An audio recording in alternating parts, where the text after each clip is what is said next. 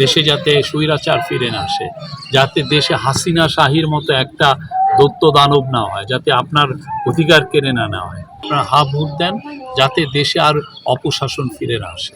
নির্বাচন নিয়ে কোনো শঙ্কা নাই, নির্বাচন খুব ভালোভাবে হবে এবং নির্বাচন যে প্রিপারেশন, কালকেও ক্যাবিনেট মিটিংয়ে নির্বাচনের প্রিপারেশন নিয়ে আলাপ আলোচনা হয়েছে। ক্যাবিনেটের মিটিংয়ে আমাদের হোম অ্যাডভাইজার জানিয়েছেন যে কী পরিমাণে প্রিপারেশন হচ্ছে। আমরা নিশ্চিত করে বলতে পারি যে খুব ভালো একটা ইলেকশন হবে। এটা ফ্রি, ফেয়ার, পিসফুল, উৎসব মুখর নির্বাচন হবে এবং এই জন্য যত ধরনের প্রিপারেশন দরকার, একটা তো হচ্ছে যে সিকিউরিটি ফোর্সের প্রিপারেশন, সেই কাজটা অলমোস্ট শেষ।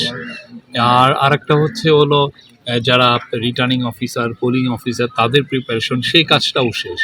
আমরা জাস্ট ইলেকশনের জন্য জাস্ট ওয়েট করছি। যারা সমালোচনা করছেন তাদের আসলে জানার পরিধি কম। তারা পুরো পৃথিবীতে যে সমস্ত দেশে গণভোট হয়েছে সেই সমস্ত দেশে ভালোভাবে লক্ষ্য করলে দেখবেন যে সরকার এখানে অবশ্যই একটা গণভোটে একটা সে পক্ষ নিয়ে কথা বলে। কোনো সময় সে ভাইয়ের পক্ষ নেয়, কোনো সময় সে নায়ের পক্ষ নেয়।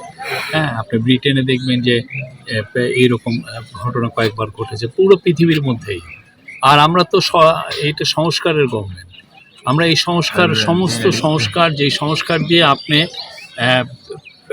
দেশে অপশাসন দূর করতে পারবেন, দেশে যাতে স্বৈরাচার আবার ফিরে না আসতে পারে সেটা দূর করতে পারবেন। এই যে সংস্কারের যে সমষ্টি, এই সংস্কারের সবগুলো নিয়েই একটা প্যাকেজ আকারে এই গণভোট হচ্ছে এবং আমরা সবাইকে বলছি যে আপনারা ভোট দেন যাতে দেশে আর অপশাসন ফিরে না আসে, দেশে যাতে স্বৈরাচার ফিরে না আসে, যাতে দেশে হাসিনা শাহীর মতো একটা দৈত্য দানব না হয়, যাতে আপনার অধিকার কেড়ে না নেওয়া হয়, আপনার ব্যাংকগুলোকে খালি করে কেউ যাতে বিদেশে 2-3 লক্ষ কোটি টাকা যাতে বিদেশে পাচার না করে।